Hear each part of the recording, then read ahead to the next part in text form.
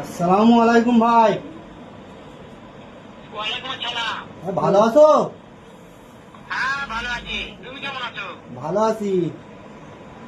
হ্যাঁ ভালো আছো না? আচ্ছা তুমি কার সঙ্গে আছো?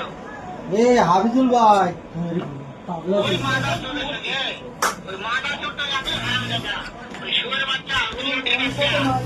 ওই হারামজাদাকে সামনে পালে একটা এমন একটা চটকানি মারবো, মাদার চোর। কি হয়েছে, তুমি গাল দিচ্ছ কেন?